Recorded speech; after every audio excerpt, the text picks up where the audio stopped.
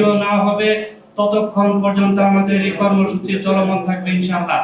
6 দফা দাবিতে 5 মাস পর আবারও কর্মবিরতি ঘোষণা দিয়েছেন স্বাস্থ্য সহকারীদের সংগঠন বাংলাদেশ হেলথ অ্যাসিস্ট্যান্ট অ্যাসোসিয়েশন। আগামী 27 নভেম্বরের মধ্যে দাবি পূরণ না করা হলে 29 নভেম্বর থেকে ঢাকার কেন্দ্রীয় শহীদ মিনারে অনির্দিষ্টকালের জন্য শান্তিপূর্ণ অবস্থান কর্মবিরতিতে যাবেন তারা। আজ সোমবার জাতীয় প্রেস ক্লাবে জহুরুল হল রুমে আয়োজিত এক সংবাদ সম্মেলনে এই ঘোষণা দেন বাংলাদেশ হেলথ অ্যাসিস্ট্যান্ট অ্যাসোসিয়েশনের কেন্দ্রীয় সমন্বয়ক পরিষদের নেতারা। সংবাদ সম্মেলনে কর্মসূচি ঘোষণা করে বক্তব্য রাখেন বাংলাদেশ হেলথ অ্যাসিস্ট্যান্ট অ্যাসোসিয়েশনের কেন্দ্রীয় সমন্বয়ক পরিষদের প্রধান সমন্বয়ক ওয়াসিউদ্দিন রানা।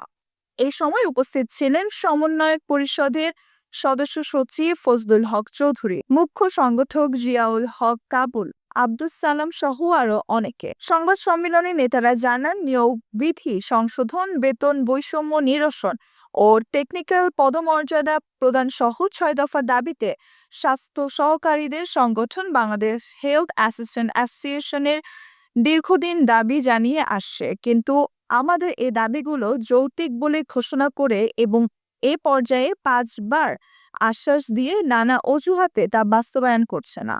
Nusrat Jahan, এফবিএন news desk.